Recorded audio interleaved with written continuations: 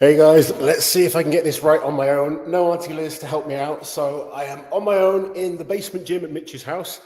Going to do a little workout, and I thought we'd just have some fun, answer some questions, a little bit of a Q&A just with me. You can get to see how I'm training at the moment.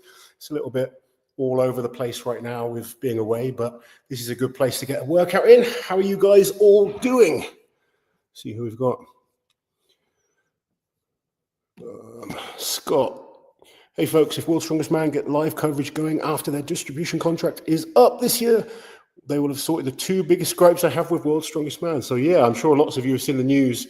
Auntie Liz and myself put a video out earlier, World's Strongest Man announcing the new format in the groups and the final. I'm really excited for this one. It's going to be good. Here we go in. Cousin Fred, how you doing, buddy? Great news from World's Strongest Man. Indeed it is, Toby. World's hype is real. We're starting to get excited for World's Strongest Man. It's good to see. Paget 85. Lots of you got Mitch training his pronation ready just in case.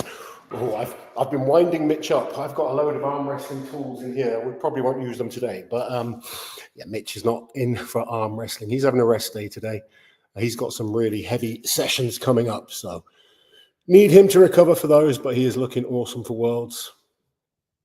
Auntie Liz has got the popcorn ready. You just want to see me mess this up. Hope you are missing me. Martin, obviously in Canada with me. Good stuff. Sarah, I hope you're well. Lots of people in here. World's Strongest Man went from being meh a day ago to it being exciting again. Indeed. We'll talk more about this in a bit, but yeah, I'm just going to crack on with my training, and if you guys have any questions, feel free to ask.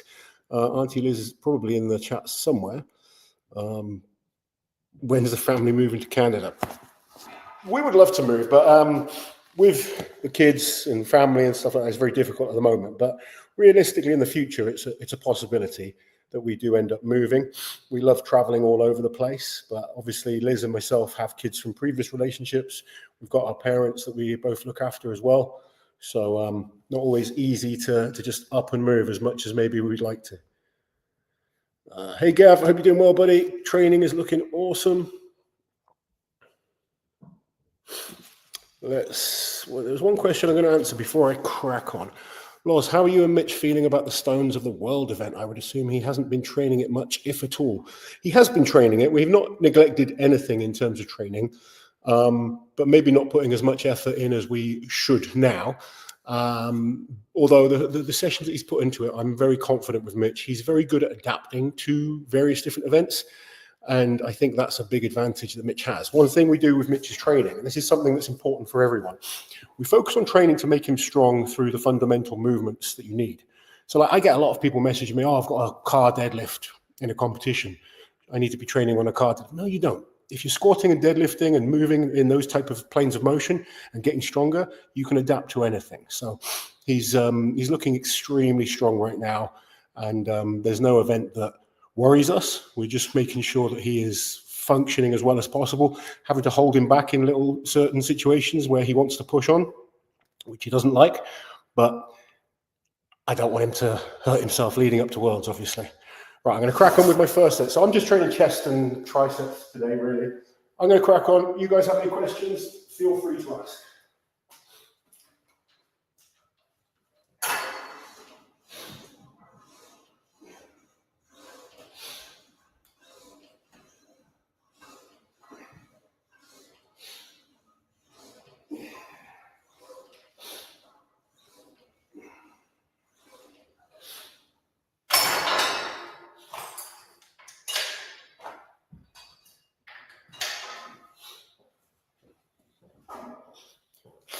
I quite like this gym. It's good fun. There's a air bike over there that I might go on at the end. I did 7 sets of 20 calories on it the other day. It absolutely killed me.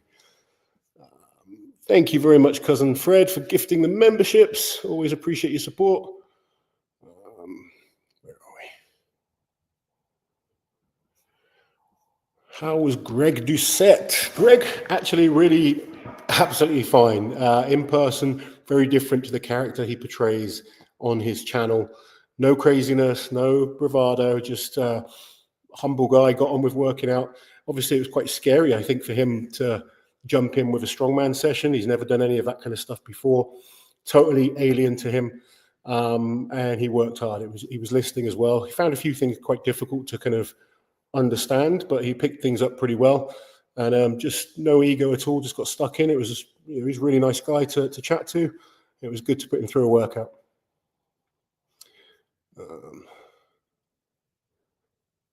No, first time I've ever interacted with Greg, but like I said, yeah, no problems at all. He was absolutely spot on, tried hard, gentleman, no craziness, no kind of squeaky voice or anything like that. He just had fun and got stuck in.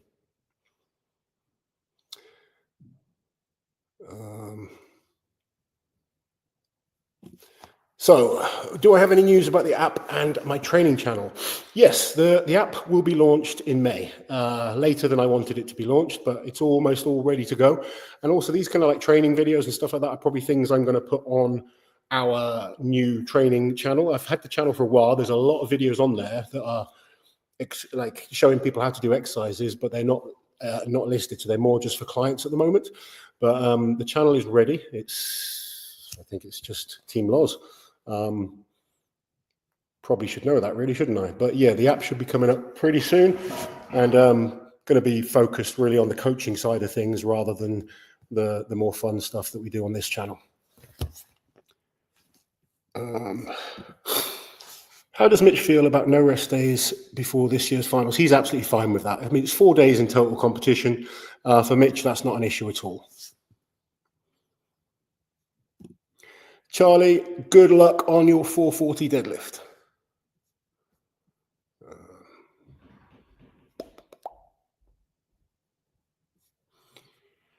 Good day from Oz. Thank you very much, Ash.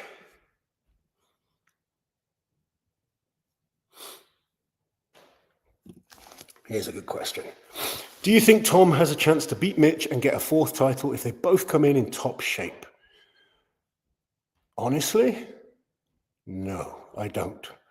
And obviously I'm biased and obviously I'm supporting Mitch, but I have never in my 20 years in strongman seen someone in the kind of shape that Mitch is while I've been over here and just kind of leading up to this competition. He is in insane shape. Like, I think could be the greatest strongman we've ever seen at this point. He needs to go and perform.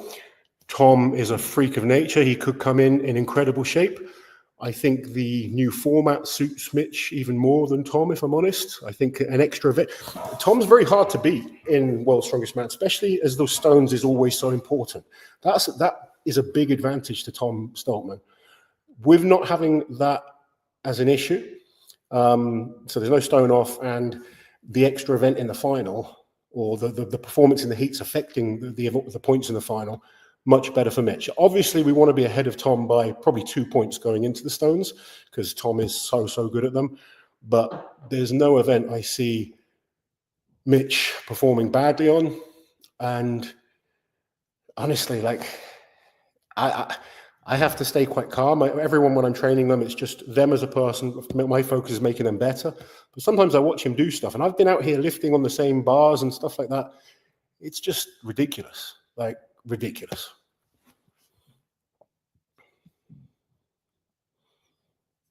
Dalton, thank you for the super chat. Fun fact, if you watch Loz's interview with Mitch after day 1 of World's Strongest Man 2020 at 2 times speed, Mitch sounds exactly like Terrence and Philip from South Park.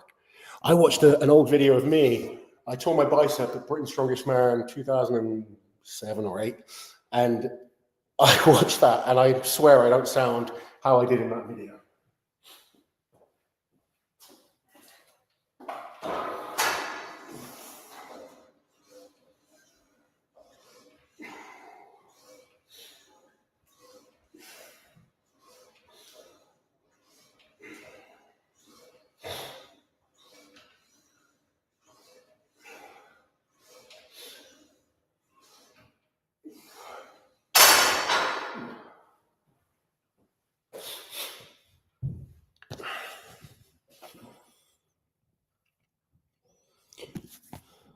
Barrel proof your way. I'm a big fan of Strongman. Love your content. What's your favorite whiskey? Whiskey is wasted on me, I'm afraid, my friend. Got a friend that bought me some whiskey on a night out once.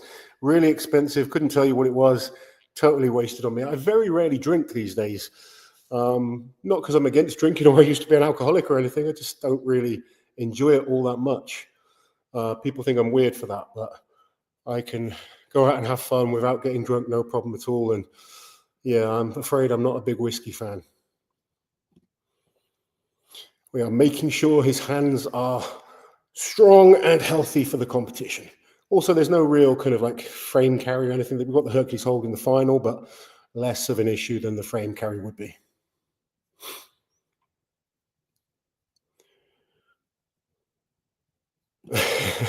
Of course, that happens every year. If you go back and watch the lead up to most competitions, and people say, "Oh, they're doing it in favor of such and such," and "Oh, that guy only won because of such and such." It's all rubbish.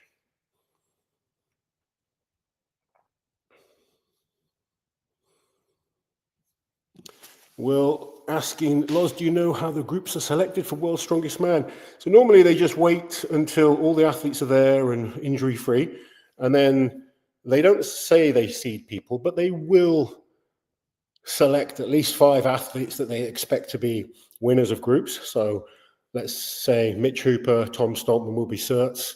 Then I would imagine Evan Singleton, maybe Trey Mitchell, maybe Luke Richardson after winning Europe's Strongest Man. I wouldn't be surprised to see those as like a number one in each group. They'll probably kind of go through who they think the 6 to 10 would be, and then they'll also make sure there's at least one American in each group and one Brit in each group, just for TV contracts, and then they'll spread the rest kind of appropriately. But I don't know. There's no particular format that they stick to.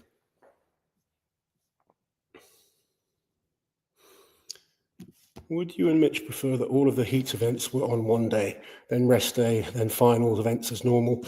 It doesn't really bother either of us too much, to be honest.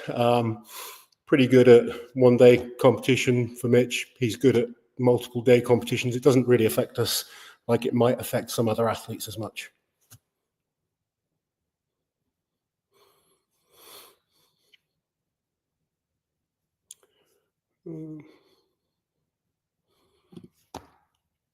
Yeah, it's some people just don't get it, do they, Toby? I got no problem with people drinking. It's just not for me. Did you do it? Do you know what? We didn't do much at all. Everyone's kind of saying, "Oh, have you been traveling around much? Have you had much fun?" The reality is, we haven't really done anything. We're here for business. I'm here to help Mitch. He's very busy in terms of his normal kind of every day. He's just nonstop. But I'm here to help him prep for Worlds. When we were in Vegas, we were there for a couple of sponsors that he needed to be there for. And I'm here to just keep his training on track and make sure he's ready for Worlds. So I'm not here for a holiday. I haven't had a chance to go and see anything or do anything. I'm literally living in Mitch's shadow, making sure he's training hard and trying to make sure he doesn't do anything silly and get him ready for Worlds. There'll be time for fun after the job is done. We're taking it very seriously this year, and he is looking ridiculously good.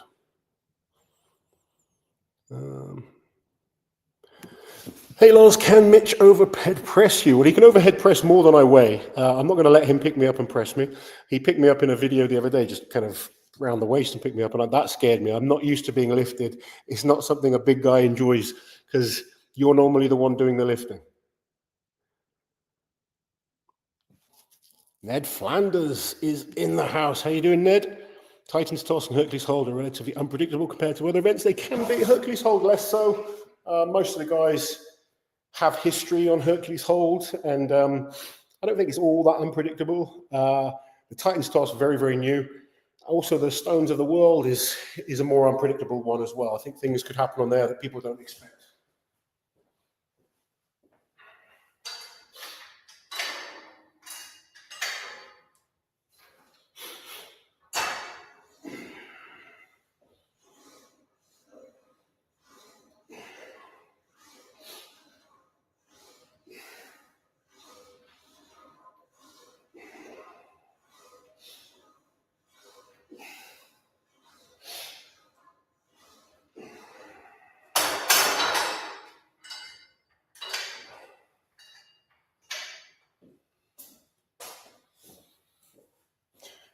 So all I'm doing is some flies at the moment just to warm the pecs up, a bit slower pace than normal. Going to be benching after, then do some dumbbell pressing, maybe a few sort of shoulders and tricep movements. And like I said, I might jump on the bike at the end and kill myself. But for now, just enjoying chatting to you guys. Pablo is injured, Loz. I'm guessing you mean Pablo. I spoke to him. So some people think he's pulled out. He's not pulled out. He has to have surgery, but he's still competing at World's Strongest Man. He's having surgery later in the year, and the recovery from that surgery will take a while. But at the moment, he's absolutely fine. He is, well, I say he's fine. He needs surgery. There is a little bit of an injury, but he's still competing at World's Strongest Man, and his training is going pretty well. So Pablo will still be at World's Strongest Man. Did you see Par's video about World's Strongest Man heat format change? No, I haven't seen it yet. I've just literally got back from the shops.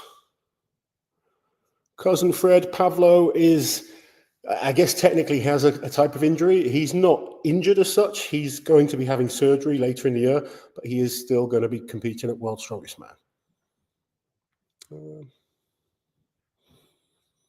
Do I think there's a chance that Thor shows up at the deadlift championships? I'd love to think there was a chance. Unfortunately, I don't. Not this year, but you can live in hope.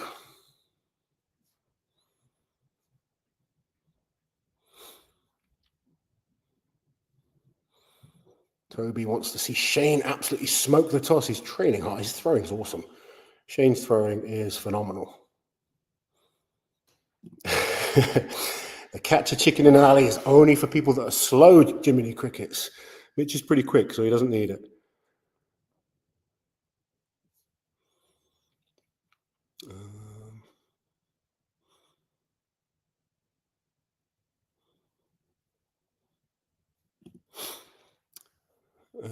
I don't know. Hi, it says, hi Loz, cool to see you doing this. Sorry that I started all the World's Strongest Man controversy with my question for Mitch last week, but happy to hear new positive things. Exactly.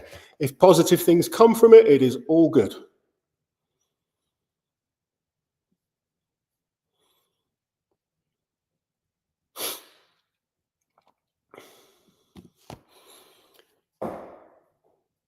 Pale Obota, thank you for the question. Hi Loz, is your coaching mostly based on your vast experience as an athlete, or did you also have some sort of formal education to become a coach? So I'm educated as a coach. I've been coaching for years. I actually, before I even did any form of physical training, was coaching other sports. So I've been coaching sports since I was 16. And then I'm a qualified PT. I did sports science at university, sports education, so sports science at college, sports education at university. And I've been coaching all my life, whether it be personal training in the gym or more recently online coaching. But obviously my experience, I think, is what helps me massively with Strongman, because I have competed in every single type of competition. I understand the promoters really well. I have good contacts with the promoters. I know how the competition work in terms of the variations in different comps. I understand the system to get athletes to the top better than most, so I can help people avoid competitions that aren't necessarily going to get them anywhere.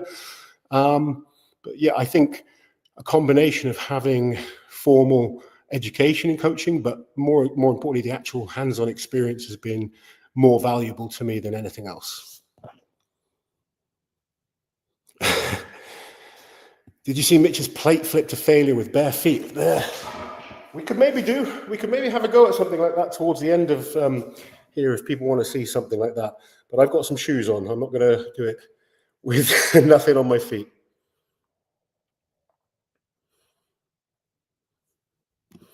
I had my first Chick-fil-A last week. It's pretty good stuff. I was impressed.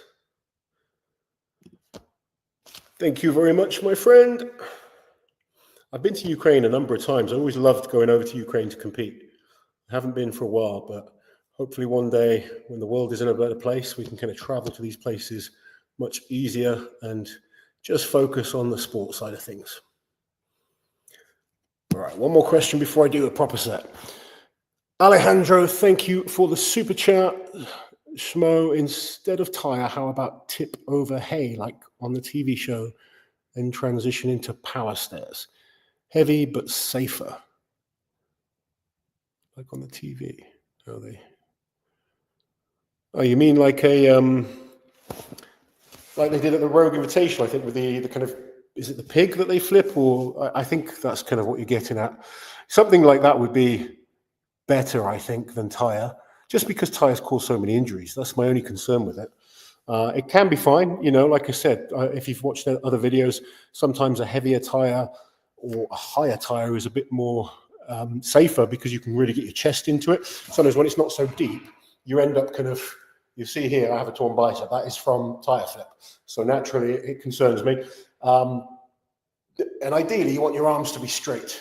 What happens with the tire, people kind of bend like this. And that snap of the tire with a huge weight, it will snap the bicep. With a big tire, you kind of get your chest into it more like this. Let me take the, there we go. So a big tire, you kind of try and get your chest onto the tire, hands are under, and you'll drive with your legs with your chest pushing against it. A little bit safer in terms of biceps. All right, I'm going to do a proper working set now. We're going for about 12 reps. Just focus on getting some blood in the chest.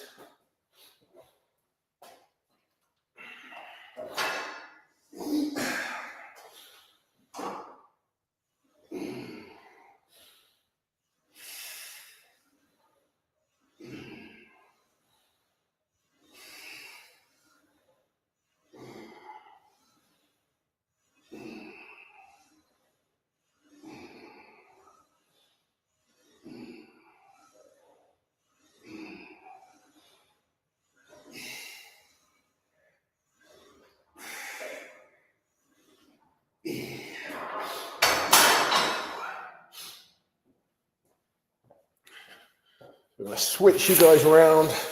Hopefully you can all see okay. I'll be benching in a minute.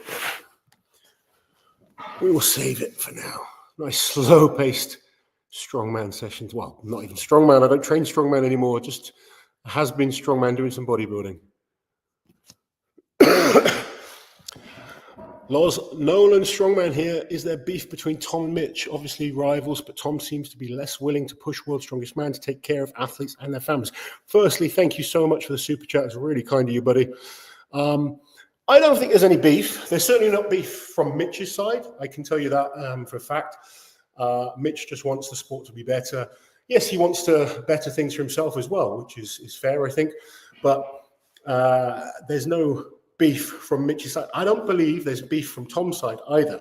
I just think Tom doesn't like any form of confrontation in terms of like with promoters and stuff like that. He just wants to do his own thing. He's the world's strongest man. I don't think he cares too much about what else is going on. He just wants to get on with the show.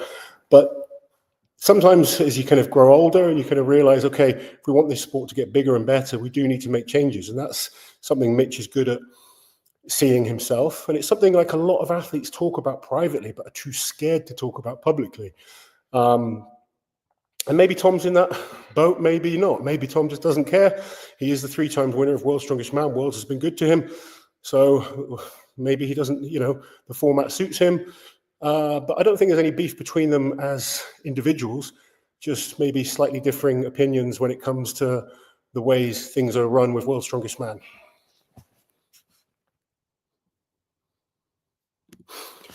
In your opinion, what's the biggest mistake that people make when starting to train for strongman? I think most people just try and go too heavy too soon, often is a problem. I think another problem is people are trying to compete too soon. I think you're better off trying to develop some fundamental strength. So what I mean by that is you might try and do a competition, the weights are a little bit too heavy for you. You'll then try and kind of use a deadlift suit to lift the weights you need to lift, or more equipment, rather than just developing the fundamental strengths taking a bit more time until you're ready to compete. I see that quite a lot. But overall, strongman is fun. I think it's a great way of training for a variety of people, whether they just want to get a bit stronger or you're a middle-aged woman that just wants to get in better shape. I use a lot of strongman type, power type movements with Liz's training. I wouldn't really call her a strong woman, but it's a bit more fun than maybe some of the machines that you have in gyms, and having a strength target to focus on is often good, because then you're not so obsessed with scales and your body image, but over time you start to see the progress and training becomes more fun that way.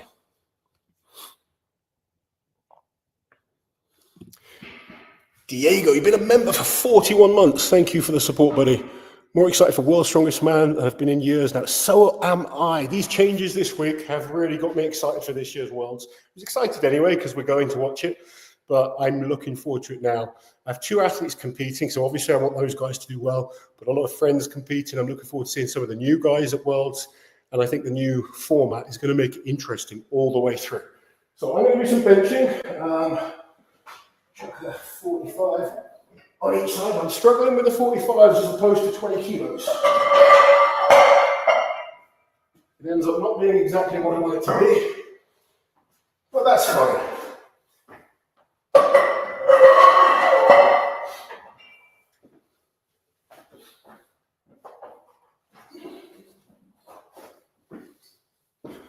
Let's hide this. There we go.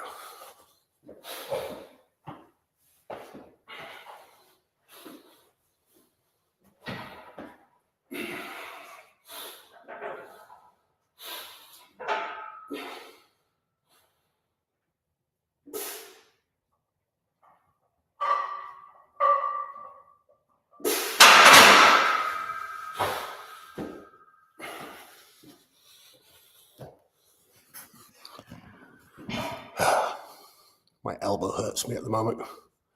I'm going to be like these young kids these days and use some elbow wraps in a bit.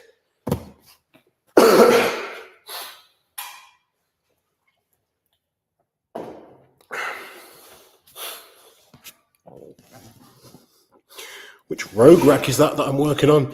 I don't know. Whichever rogue rack that Mitch has here. It looks pretty good. But I don't know which one it is. It's not mine, it's Mitchell's.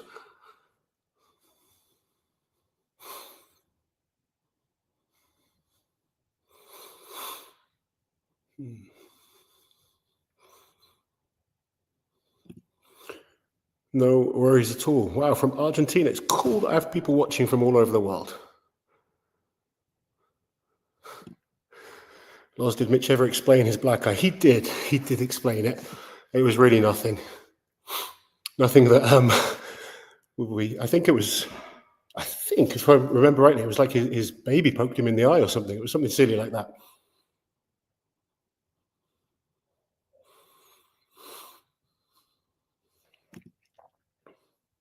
Ah, okay. Yeah, that makes sense. Thank you, Michael.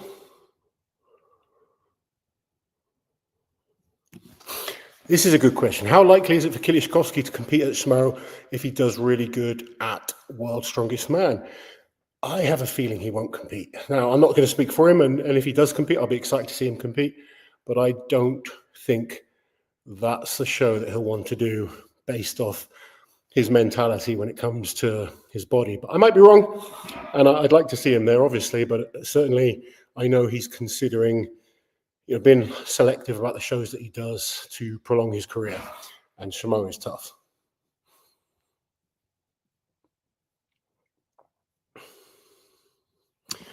So we have Mitch has never flipped a tire, as far as I'm concerned. Can tell he's never had to for strongman competitions, but we will get him on a tire. Yes,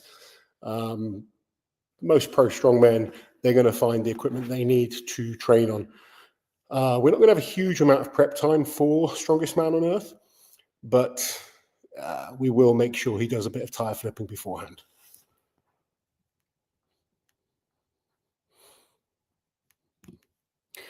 It's something we talk about quite a lot. The problem is at the moment, they have a TV contract that they have to produce 6 TV shows with heats. So they're not going to get rid of the heats at this point. The other thing is, I'm with you, I would prefer to see just the best guys turn up and find out who's the best with, say, 8 events. But World's Strongest Man is the only comp that allows 25 to 30 athletes to compete, gives more athletes a chance to be seen. And as part of their contract, they do the heats, so they need to be in for those reasons. Loz, at what point in your training can you get a reasonable idea of your genetic potential? Normally, you're going to know if you can be really good at this, strongman-wise, within 2 to 3 years. If you are novice level after 3 years, this sport is not for you at the top level to make a living from. That doesn't mean you shouldn't do it, doesn't mean you're not going to get better, but most of the top guys will progress extremely quickly because they're genetic freaks of nature. And I've seen guys that take 10 years to get good that end up being at an okay level and maybe surpass some of the freaks that are lazy.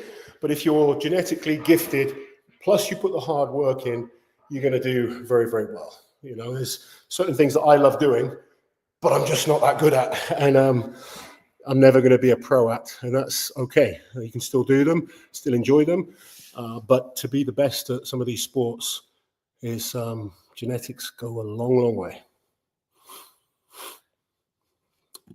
This is a nice question. What's your favorite movement to train at the moment?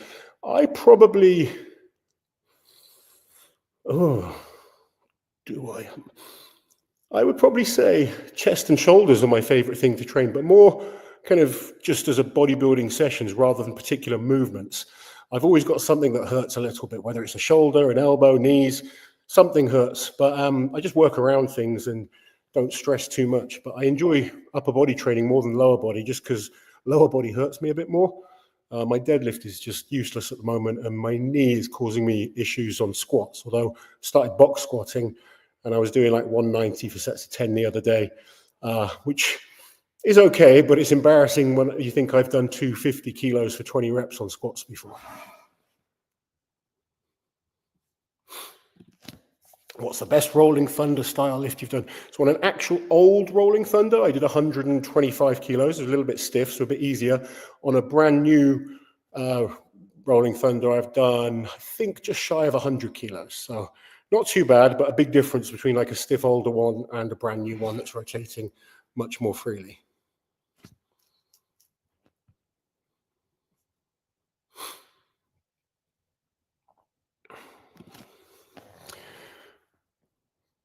Moritz Malmead. Last minute advice for a first newbie competition. Stuff to bring rest days before. So rest days before, I would say you want to try and have 5 days off the gym. If you do train, keep it really light. Focus on movement, mobility. That's all really good. You don't want to be sitting around doing nothing. So going for walks, a little bit of mobility is good. Make sure you bring in food and things to keep you hydrated. So snacks in terms of food, carbohydrate focused. You don't need protein on the day of a competition. You just need energy. And then think about the events that you have and the equipment that you're going to need. So you're making sure that you've got everything you need. So for instance, if you have log lift, maybe you're going to want wrist straps, elbow sleeves, a belt. You might have lifting shoes, knee sleeves. Just go through everything event by event. Think about what you need for that event and then make sure it's in your bag. I would focus on one event at a time, set yourself some goals and have fun. Don't be worrying about what other people are doing. Don't get caught up into, what people say to you. Go in with like tactics that you've kind of planned out and stick to it. That doesn't mean don't listen and take advice from people because you're going to go away and learn. But the most important thing is have fun, take it one event at a time. And afterwards, look at what you did well, look at what you didn't do so well, and then come up with a plan to be better for the next one. All right, let's do another set.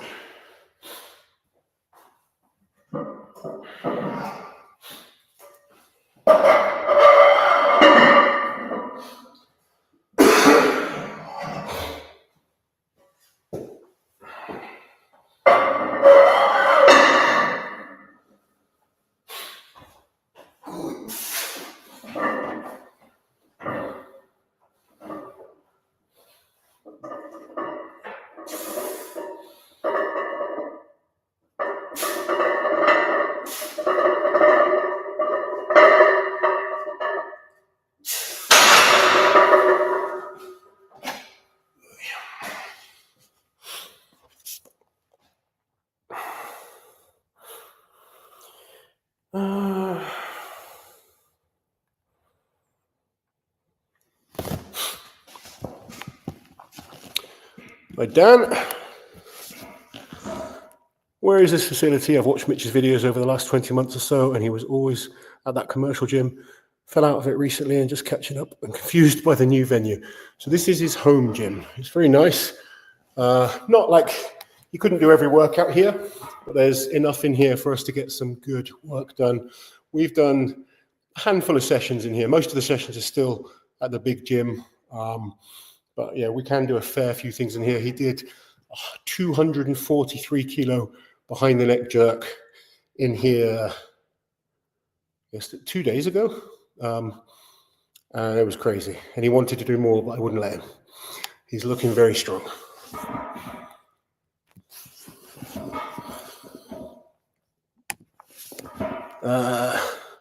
Gene Laws, has Mitch changed his deadlift stance? He seems to use a wider stance than he did last year.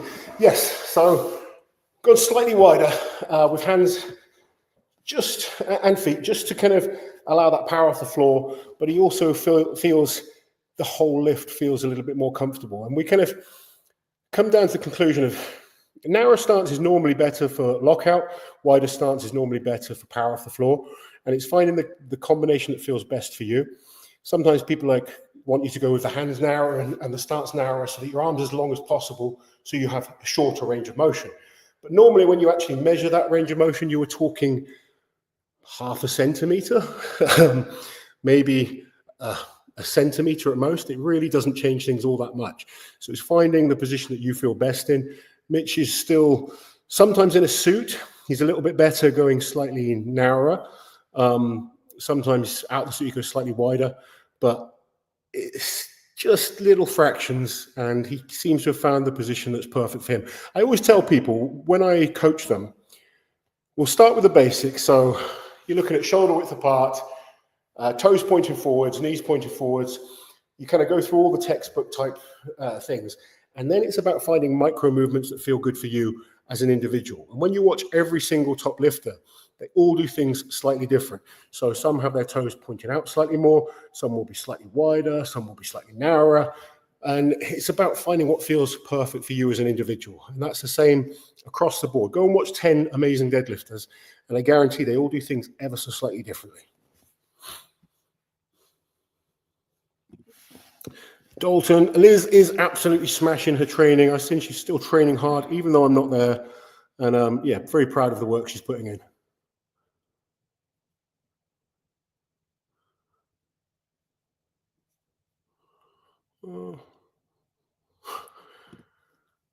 Ben, man, I hate that damn deadlift suit. Got my eyeballs looking like a pound of candy. I'm with you, buddy. I don't like deadlift suits. Well, the reason all the focus is on the men at the moment is because the women's worlds is in November or December. So they are less focused with training right now. Andrea is doing a little bit of a bodybuilding phase, losing a little bit of body weight and just focusing on rehabbing some muscles.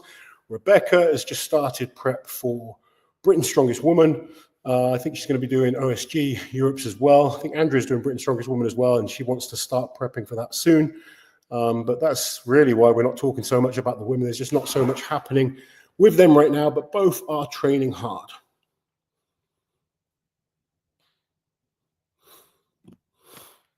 The rate World Strongest Man is going in the past few days. I look for a rise in prize money to be announced soon, hopefully.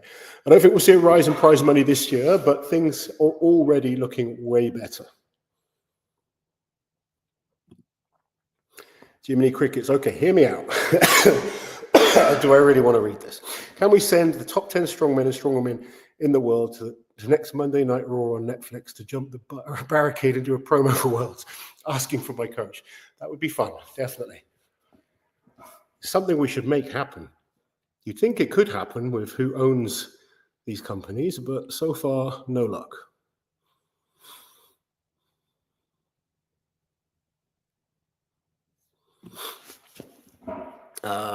Power Pump Man. Hey, Laws, quick question. Mitch mentioned having a noticeable leg length disparity a while back.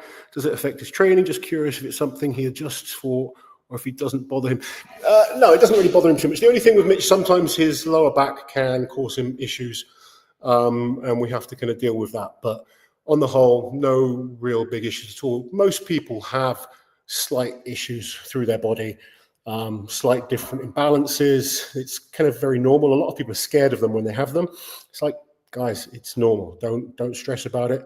If it's obvious. If it's like a big obvious weakness, then it might need a little bit more attention to. But no, you can see from watching Mitch's training, there is no concerns whatsoever.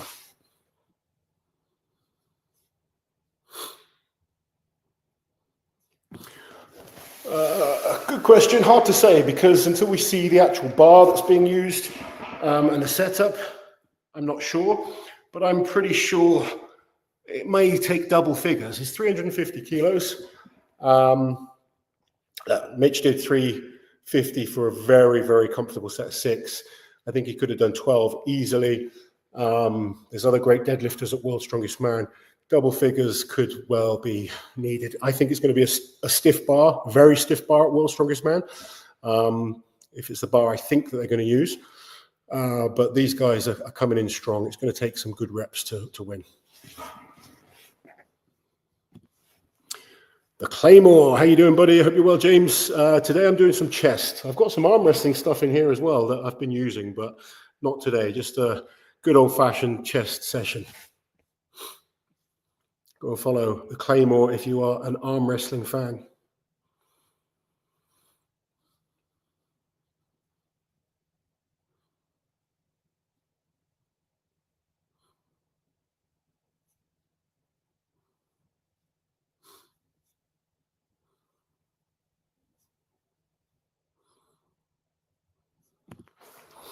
Who do you think will get the biggest disadvantage from the new scoring system at Worlds? So, something we can talk about as I load up some weight.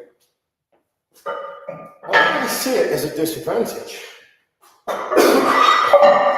If someone gets a real advantage, say it was just going to be the 5 events that they were originally going to do in the final. I think World's Strongest Man should be decided by more events. I think 5 events, you could have anyone win a competition. I think really to decide the best, 8 to 10 events is much more fair in terms of who is the best. So I think we find who is the best this year. Now, essentially, all 10 events mean something, even though once you're into the final, 5 events from the heats really only mean 1 event, but still, it's better than just having 5 straight events. So I think in terms of advantages and disadvantages, I think it's worse for Tom having more events. I think because the stone's still the decider, Tom does have a big advantage. So if everything was, say Mitch was leading by a point going into the stones, Tom wins the stones, Mitch is second, they're tied on points, Tom would win because the stones is the decider. So I think having an extra event is good for Mitch to kind of create more of a gap before the stones. But also for someone like Evan Singleton, I think it's good for him. He's good at multiple events, has a chance to kind of get ahead before that final event. Same for many athletes. I just think, ideally, if you look at sports like tennis, the big major competitions are played over more sets, darts, snooker, all these kind of sports where your world championships is much longer format. A short format is much easier for anyone to get a win. And when I say, I put myself into that category over shorter formats as a strongman, 5 events, I had a chance of beating anyone with the right events. If I was in a competition with Zadrunas and Brian with 10 events, they're going to win because they're better across the board. But there's a lot of good guys that are good at certain events, and the shorter that format becomes, the more chance you have of a lesser athlete winning. I think the best athlete will come out on top with more events.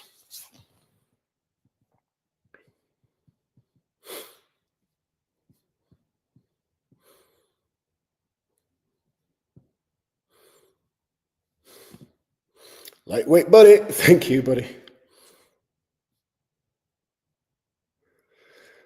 Do you think Phil Pfister could have been a better strongman? I think everyone can be better, particularly from the past. We can always learn, and guys are more advanced now. They're better with many areas. I think everyone from the past could have been better with slight changes. Turtle Hubby, thank you so much for the super chat. Glad I made it. Can you elaborate more on the deadlift variations? Paused, 18 deficit, and why people train them? It's the actual movement, the best practice. So a lot of the time, say an 18-inch deadlift, people are doing for lockout strength, or they're training it because they have it in a competition. So sometimes, I'll take myself, if I had an 18-inch deadlift in a comp, I'd be training it. And people would be, why are you doing that from that height? You're doing it for a specific reason. Another reason may be because you are trying to strengthen glutes and hamstrings, but you need to make sure you do it in a certain way, because you can cheat an 18-inch deadlift as well, where you kind of force the knees forward and hitch it up your body. You need to try and use the same positioning that you would from the floor, so that you're benefiting the movements. Pause deadlifts are really, really good because they teach you to maintain position through a lift. Deficit deadlifts as well. I think deficits are great, but only with a slight deficit. So for instance, you deadlift from the floor normally. If I told you to do a deficit, it would only be like 1 to 2 inches. And I even sometimes do a paused deficit deadlift where I'll have an athlete on a 1 or 2 inch block. I'll make them pause 1 to 2 inches off the floor. So it's like they're pausing where their normal start position would be, to try and improve that start position and then pull through the lift. The pause reps really take away all that power that you generate off the floor. So you have to get better through the lift and your lockout strength will improve. But there should always be a reason that you're doing something, rather than just randomly doing it because you just think it's what you should be doing. But normally, if a coach has given you a variation, they should know why.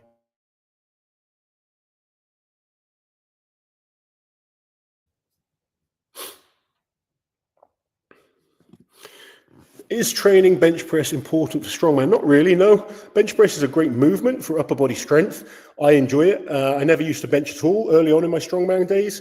I could put more overhead than I could bench press. These days, my bench is better than my overhead. My best bench ever is 230 kilos. My best overhead is 205. So, and I did, when I was doing like 205 overhead, I didn't do much benching at all. But bench is a good upper body movement. You just need to be careful that you don't do too much and affect your mobility overhead. You can kind of overdevelop the front delts, which then it makes it harder in terms of getting the bar overhead. But as long as your mobility isn't affected, bench is a great exercise, but it's not something that you have to do.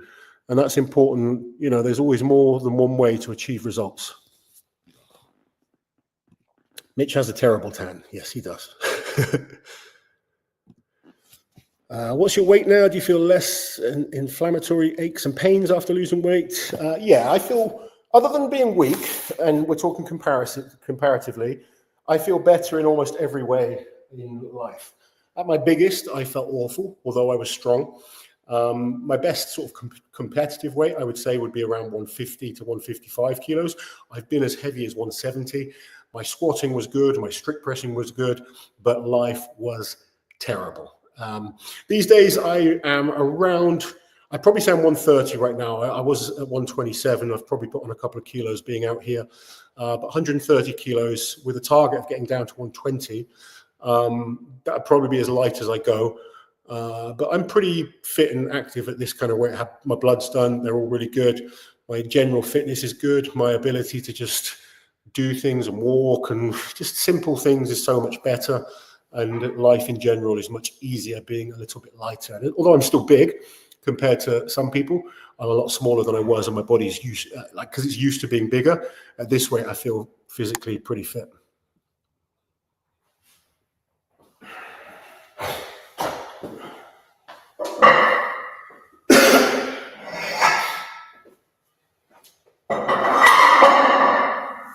I'm taking longer rest periods here than I did when I was doing strongman.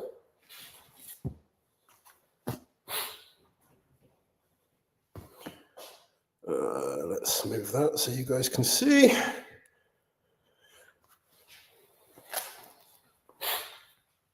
So I've got an issue with this elbow. So I'm going to get in trouble from my sponsors because I don't have any Cerberus elbow wraps, but needs must. And they have promised me they'll make me some. So hopefully soon, Cerberus will be doing some elbow wraps for old battered strongmen.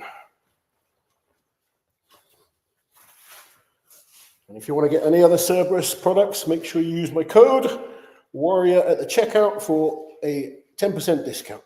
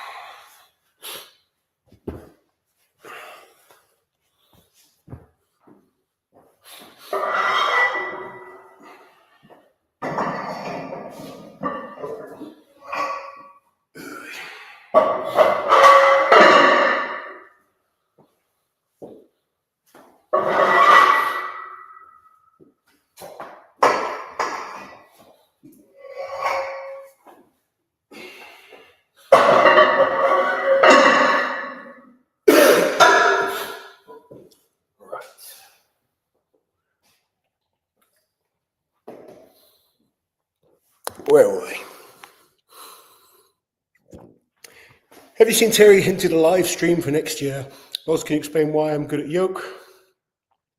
Squat and stones, but not deadlift. No, I can't.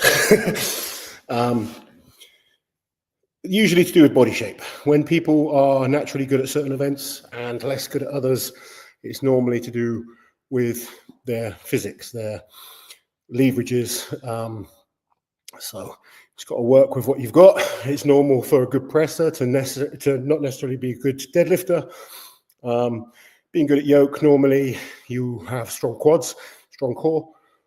So it makes sense that your squat is good as well. Normally, like an Olympic lifting squat carries over better to a yoke. A powerlifting squat, less so. Stones, there's various different body shapes that are good at stones. I know some guys that just really strong biceps and pecs that can kind of squeeze tight. Other athletes, really long arms, they can just get around the stone more. Someone like Tom Stoltman, just his wingspan is so good. He gets around the stone so easily.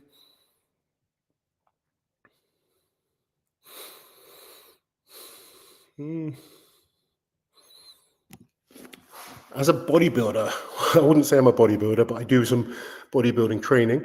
What muscle group do you think most people tend to notice the most?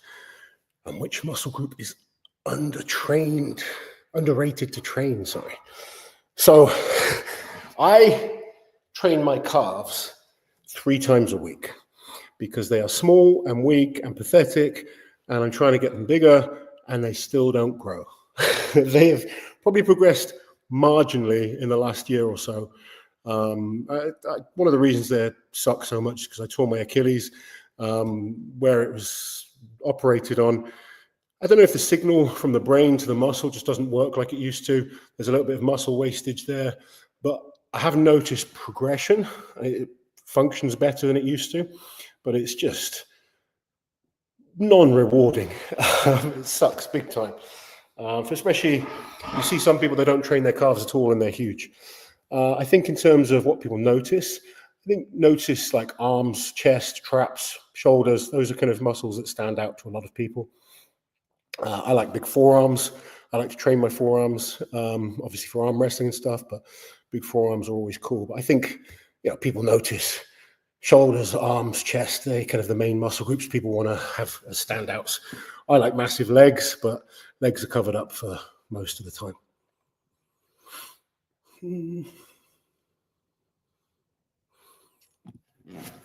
If World's Strongest Man moves to live stream formats, do you think we'll see them add weight classes as well? We'd love to see World's Strongest Man in each class. So Jody, there is World's Strongest Man in different classes. It's ran by Official Strongman Games. Go and check out the website.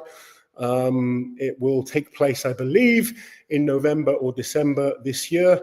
And they have under 80 kilos men, under 90 kilos men, under 105, and then they also have an open class, which is a qualifier to Giants Live and to World's Strongest Man. It's not officially a qualifier to World's Strongest Man, but the guys that came top 2 are competing in this year's show. I train, they also have the Masters World's Strongest Man. So I train the winner of the under 80s and I train the winner of the Masters. And also then they have the Women's World's Strongest Woman competition at the same time. And they do the weight class as well. So for that, they have the opens, and then they have under 82 kilo women and under 73 and under 64 kilos as well, plus age class comps as well. So there are competitions for lots of different ages and weight classes, but World's Strongest Man is the standalone show on its own that we see on TV. El Prez, thank you very much. Loz, is Greg your new best friend? It was great to meet Greg. Best friend is a stretch. I don't know the guy all that well, but he was very pleasant, and it was good to put him through a training session. Adam Bishop's deadlift is so, exactly, you know, Adam Bishop, great deadlifter, very, very narrow stance. Nick Best, real strange deadlift position. When you watch his stance, so is Marty's Lissis. Then you get someone like Jerry Pritchett, is super wide. Eddie was really wide. Brian Shaw, really wide. So, you know, you go watch some of the best powerlifters, all sorts of positions that work for them and their body shapes. That's good to know, Julius.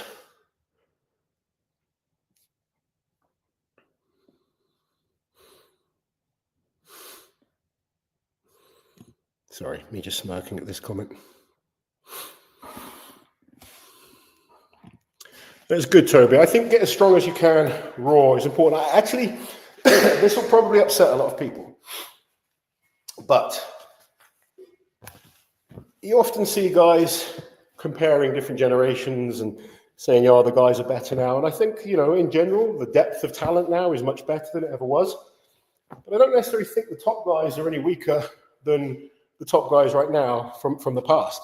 So take myself as an example. My best deadlift raw was 420 kilos. I've pulled 435 in a suit. I tore my lat going for 446. I think it would have gone up that day. I was strong enough to pull it. But my raw deadlift was pretty good. And I could beat a lot of athletes without a suit that got a lot out of a suit. I didn't get much out of a suit, a bit like Brian Shaw, a bit like Jerry Pritchett. Just suits didn't get on with us all that well. And I think in strongman, lifting raw as much as possible is so much more beneficial for you because you don't do yokes with suits on. You don't lift heavy farmers and frames of yokes on. You have to do them raw.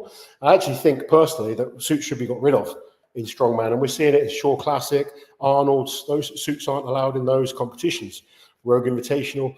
It's only really Giants and World's Strongest Man, OSG, where suits are still allowed. So it is less competitions. So I think to benefit you long term, getting as strong as possible out of a suit is super beneficial to you. And you know, lots of guys are deadlifting 400 kilos now in a suit, but there's still not that many doing it out of a suit. So if you really want to stand out, get yourself lifting 400 kilos without a suit, then you are super strong. Ned wants to see Adam Bishop at the deadlift championship. I think there's a good chance that happens. He was training hard.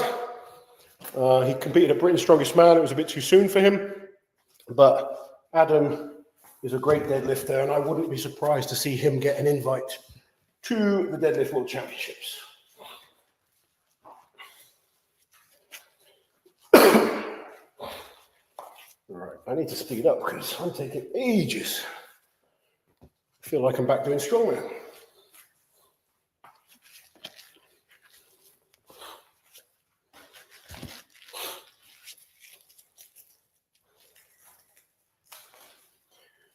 So we got 3 plates aside, slightly over 140. Let's see what I can do.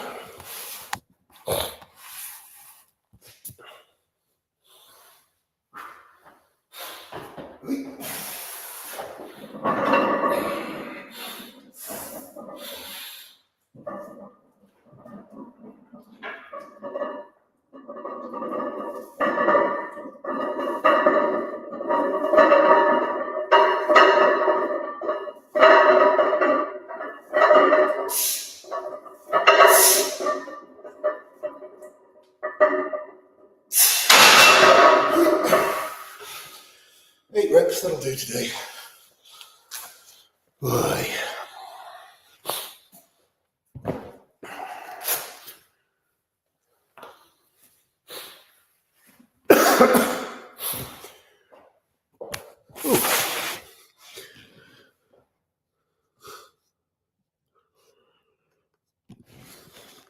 Al Press, thank you for the super chat.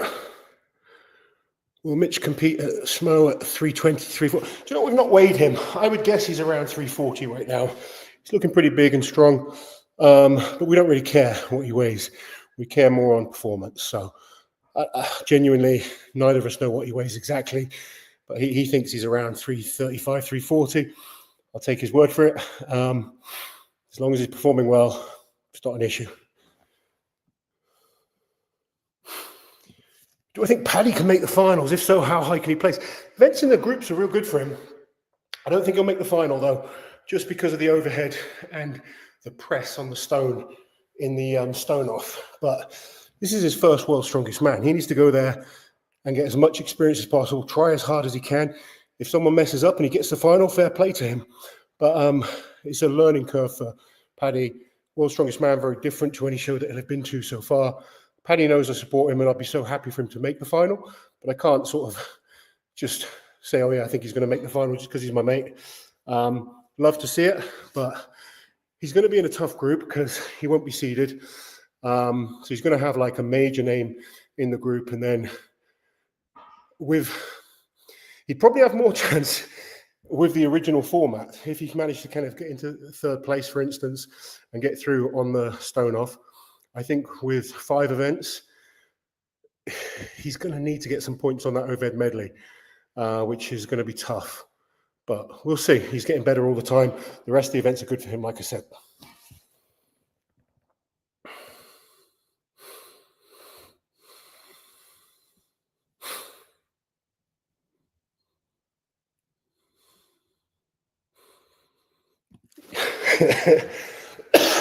Yeah, Mitch has some seriously big quads on him. Lots of raw squatting, high bar as well, focusing on quads rather than hips, glutes. So powerlifting squat, basically low bar, wider stance, focusing on using your hips, your glutes.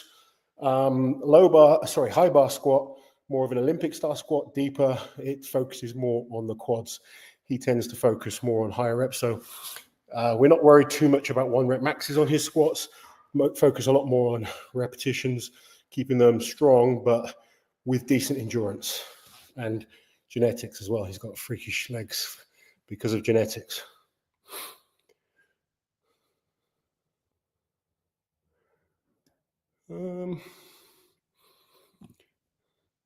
Kenley. Hey, Loz, just passed my PT qual and starting a job soon. Feel a bit of imposter syndrome. What are some key basics to know? Thanks. So I think most people feel like this at times in all sorts of industries, myself included. I've done like commentating, for instance, and you sometimes think, oh, you're not good enough. One thing I will say is always be honest with people. If you don't know something, saying you don't know is absolutely fine. We don't know everything. There's things that I learned that I forget, and I've got to go look things up and, re-educate myself at times. But just be honest with people. Focus on basics. One thing I try to do with my coaching is focus on things that I'm good at. So if I feel it's an area that I'm not a specialist in, so for instance, weightlifting, Olympic weightlifting, something I'm not confident with, I will source people out to other coaches. It's not my expertise. I'm okay admitting that. And, I know where my strengths are: powerlifting, strongman, getting people strong for various different sports.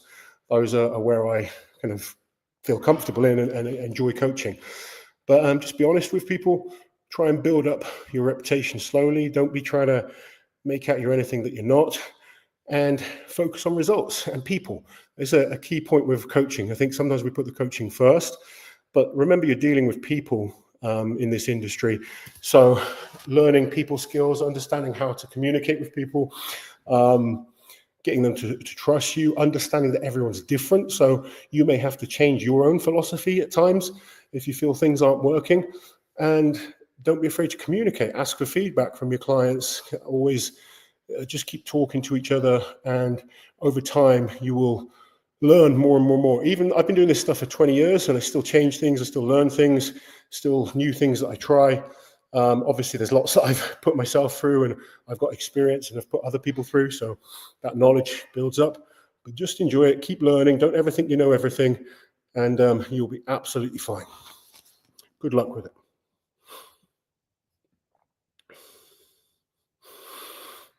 Sorry, Sarah. I'm not as quick at reading as Auntie Liz. I'm actually like... officially dyslexic, and I struggle with reading, something I used to struggle with at school and stuff. And it's kind of funny now that I work in like commentating and presenting and stuff, because if you guys saw me as a kid, I had no confidence in this kind of stuff whatsoever. I would freeze up in front of 50 people in a school hall. Sorry, George, you've got to keep working hard, buddy. Thank you very much for the super chat. You are doing well, my friend. No problem with the advice.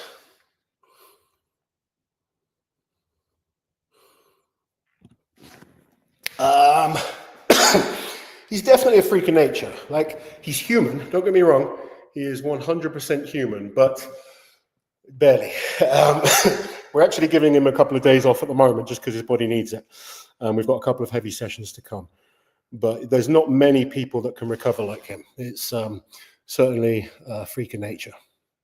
And the funny thing is, people look at Mitch like he's a superhero. He's a very normal guy, a very busy guy, and maybe not as obsessed in terms of some areas of some people. He just makes sure he does all the basic things well. So he eats enough food to firstly kind of recover from training and also fuel his workouts, but he's not like obsessed with his diet.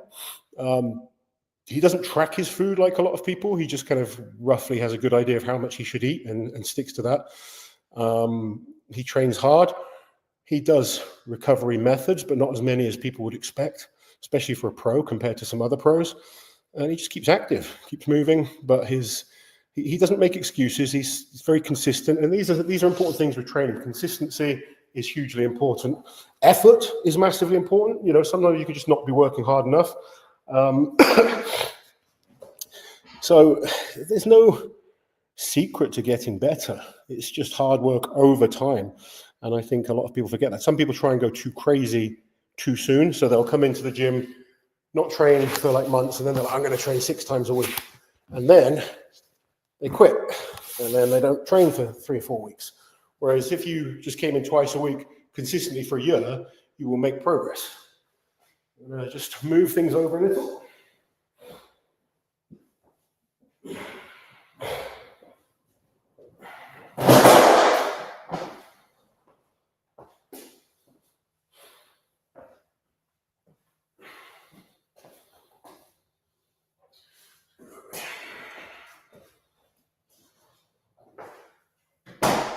Just going to do some incline bench.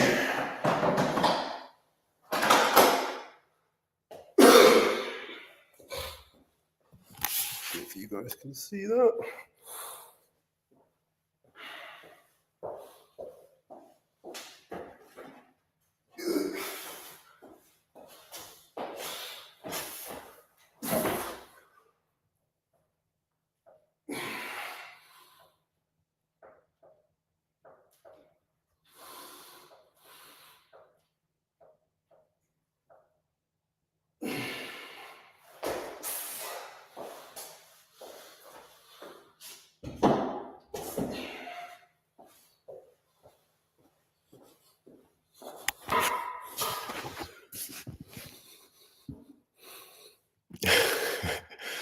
What's this?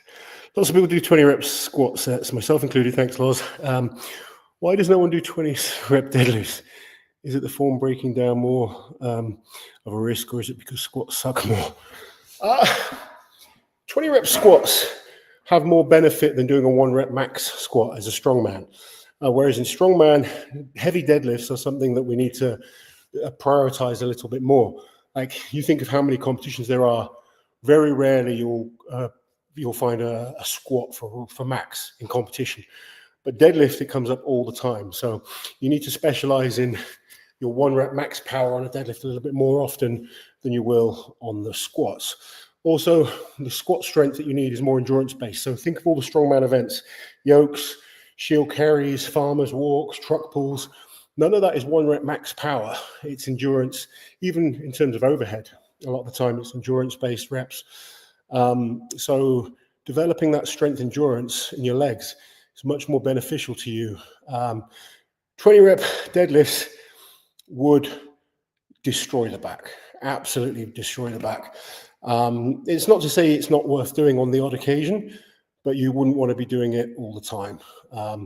So I tend not to program. I don't think I see many people program 20 rep squats for people. I know a couple of people that do some crazy sets. Nick Best often likes doing a crazy set of deadlifts at times. I have done sets of 20 on deadlifts myself before, but it's not something it would be planned regularly. It would be a bit more of a let's have some fun, or in that case, probably not so much fun. But it's just not as beneficial in terms of all-round progress. Laura, thank you for the question. Is there a particular reason 120 is the target weight as opposed to, say, 125, 110? The only reason I've said 120, and it's just a number I've pulled out of my ass, is because I've been as low as 123 and a half. That was the lowest I got when I decided to originally lose a lot of weight. And I just set 120 as a target to beat that. But if I look how I want to look at 125 or 128, I really don't care too much. It's not like I'm obsessing over a weight. It's not like I'm trying to hit a certain weight for a competition. So, if there was a competition where I had to hit a certain weight, that could be something to look at. Maybe one day I'll do a arm wrestling match where I need to be a certain weight and I go even lower. But it's just the target that I've pulled out of my ass as, let's see what I look like at that and then reassess. I saw Auntie Liz somewhere saying I can't get any lower than 120 though, so we'll see how things feel at that. I sort of stay around 127 to 130 pretty comfortably. If I let my diet go, I'll get back up to 140. I have to diet quite hard to get down lower.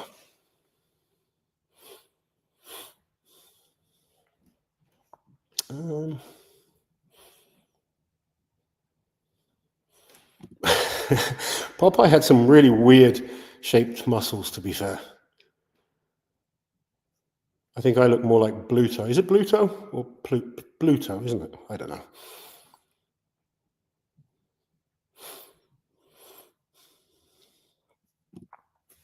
Loz, what's your tips for improving stability on a heavy yoke? So yoke, here, let's show you some tips. So yoke is all to do with, core strength is massively important, quad strength helps as well. But in terms of the yoke being stable, it's going to come down to how it is set up on your back. We don't have one in here, unfortunately, but see if I can kind of show you from the side. First thing you're going to do, like you would on a bench press, if anyone's bench pressed, you should learn to retract your scapula. So you're pulling your shoulder blades back, and then you kind of bring the arms out. And what I do then is turn my elbows up to raise my rear delts. So you can see that elbow rotation, or the wrist rotation, the elbow comes up, the rear delt rises. That gives me a good surface area to get the bar going from the rear delt all the way across traps onto the other rear delt. It's creating as much surface area for the bar to rest on as possible. Then you're going to take a deep breath. And what I do, rather than having my hands round the bars like that, I bring everything in as tight as possible. So from the back, it looks like this. Everything is squeezing tight, pull back, and I've got as much surface area across the bar as possible. That then allows me to be a lot more stable, and then it's just foot positioning. So I actually go with quite a narrow stance. I stand wide to pick it up, so stand up, and it's 1 foot to here, 1 foot to there, and then it's like a shuffle. Kind of walk like that. I don't plod, because if you plod like that, what happens is the yoke rocks side to side. I'm trying to kind of smoothly shuffle through the hips so that the yoke stays as stable as possible, and you have a smoother run, you don't lose that balance, and you can be faster. I'm going to do a video on my coaching channel on lots of strongman events, try and get tips that will help you guys. So hopefully you will enjoy those.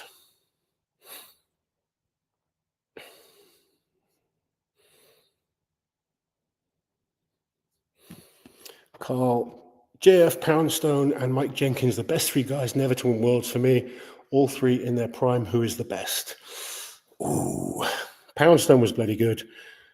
Mike Jenkins, I think, was he could have been a winner of World's Strongest Man. That guy was phenomenal.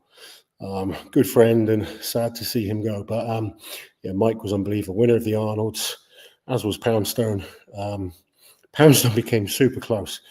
I would say, I love JF, but I would say Poundstone and Mike Jenkins over JF, in my opinion.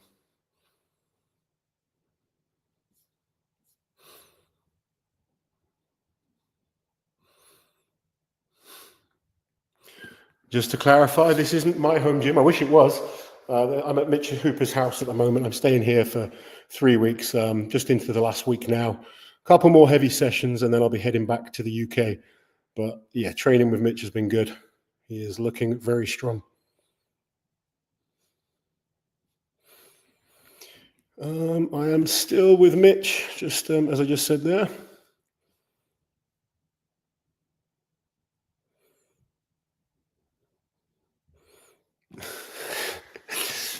I want to see your handstand walk, Toby, so that's fine. You can go for it. All right, let's do another set.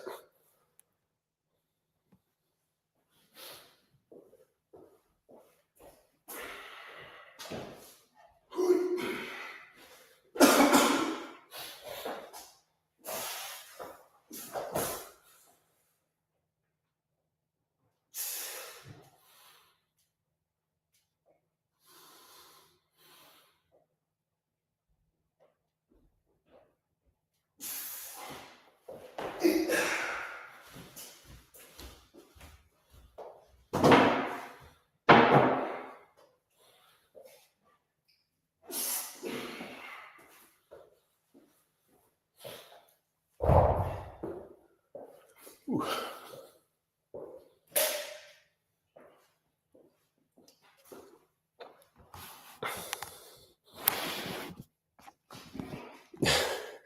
Toby has accepted the challenge.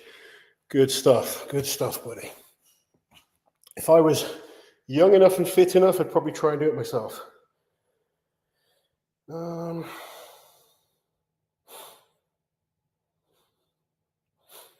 What's this? Someone's sending me.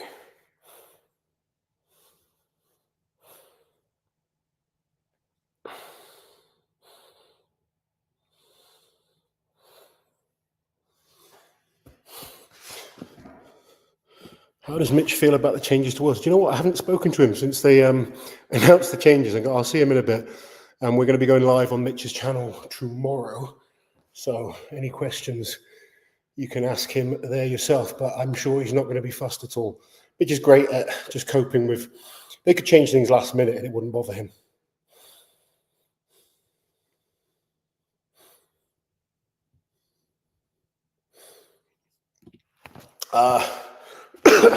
With Mitch being the best at 145-ish, could Eddie Hall still be very competitive and come back at much lighter weight? No, Eddie needed to get to the weight that he did. Eddie did what he needed to do. If Eddie tried to come back now, he'd struggle. That's not a knock on Eddie. Eddie has certain injuries that he suffered from competing, and he knows himself. He wouldn't be able to push himself to those extremes anymore. He did what he needed to do in the time frame he did it in, and he's moved on to other things. There's no way Eddie comes back now and is the same Eddie. Certainly not 160 kilos, but I don't even think at 200 kilos he could do the same things. He might be good at certain things, but his hip is a problem. He's got some other issues that would cause him issues. Strongman's brutal, guys. You can even see it with like Hafthor. Hafthor's back, but he's not who he was a couple of years ago. We saw it with Brian, Brian was unbelievable and he managed to maintain a high level, but he wasn't the same towards the end of his career. There were certain things that he found harder. And unfortunately, as strongmen, we're on this trajectory, we're getting better and better. And you never know when you're going to reach that pinnacle. And what happens is you kind of starts to flatten out and you can stay at that level and then it just slowly starts coming down. You never know. You're always going to think that you can be better, but there's a day you perform and you're at your absolute best. And guys like Eddie, Thor, myself, Brian Shaw, we all had our best days a long time ago. Now we're just enjoying it and doing other things. These younger guys, they're the ones that are getting better and doing some impressive stuff.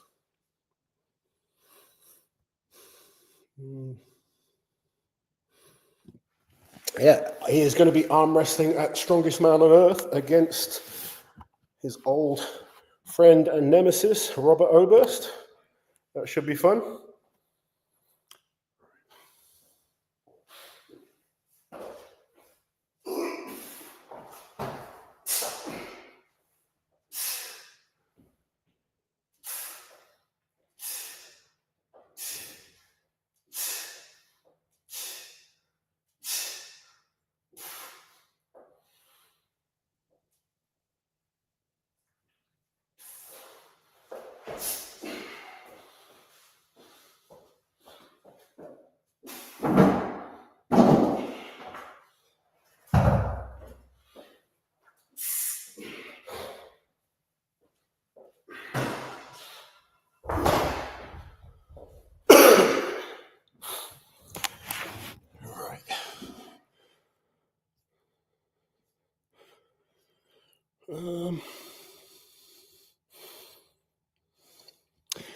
Loz, any thought about doing an interview with Colton Engelbrecht at some point? That guy is phenomenal. It'd be great to have a chat with him at some point, definitely. Yeah, really impressed by what he can do. I was watching him bench press like 215 the other day, so 8 reps or something. Just nuts. Like I said, my best bench ever, 230. 500 pounds I did in competition, 230 in the gym. That's nuts. I haven't, guys. I've not had a chance to go and see anything, so no.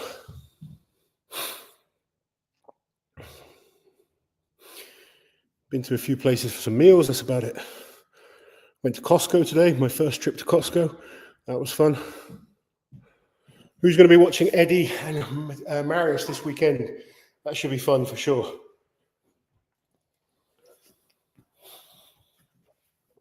So we'll do one more set on these. And then we might call it a day. If you guys have any more questions, get them in. Not sure if Liz is going to be doing our normal Q&A this weekend.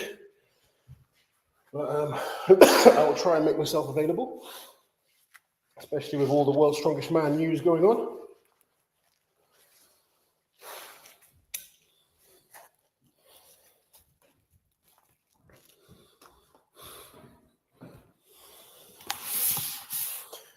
Final set on these.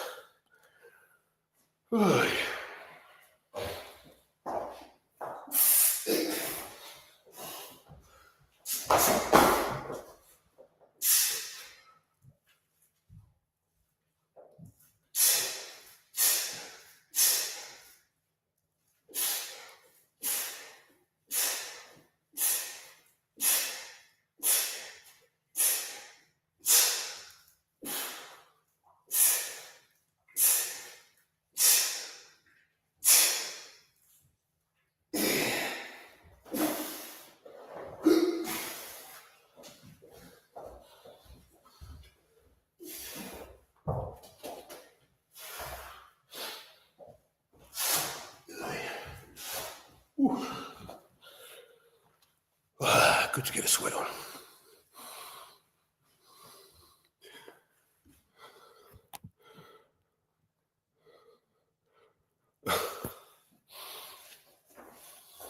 Let's move over here. I'm nearly done, so I won't stay on too much longer, but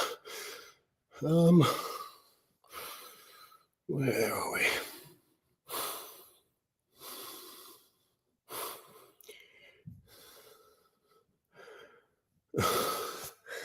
What percentage? Excuse me. What percentage of your wardrobe do you figure is free t-shirts from competitions and sponsors? I reckon about 80% of my wardrobe could well be sponsors or free t-shirts that I've got. I have very few nice clothes. I just live in t-shirts and shorts or joggers. Colton did 480 for 2 reps. It's insane, unbelievable.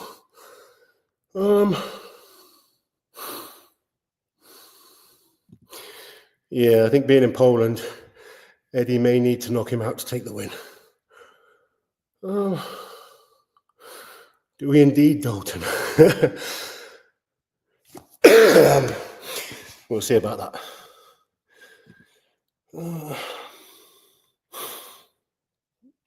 Do you have any advice getting into a single ply suit other than just sheer willpower? Get a friend to help. Getting into suits is not the one.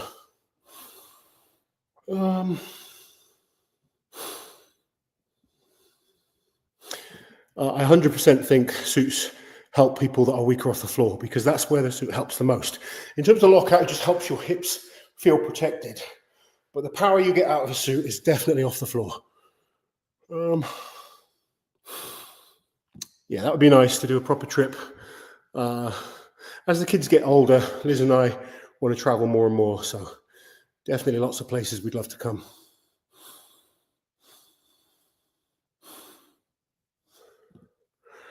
Half floor press 160 times 4 on Axel, I believe. He may not have peaked.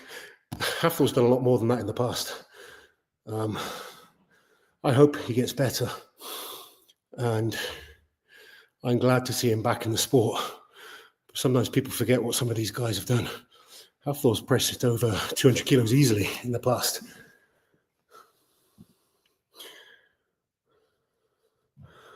Would you rather watch a tree grow or a knee grow? Gotta be careful with that, Jimmy Trump. Oh, about 4 hours away, Jimmy. Jiminy crickets. We do have some weird arm wrestling stuff though. We could do some arm wrestling tools that Mitch just gets annoyed with me. But it's all fun. Right, guys, 2 more minutes and then I'm gonna cut this off because I don't want to bore you with my upright rows and front raises. If you have any burning questions you want to get in before the weekend, shoot them now, and then I will get cracking with the last few things.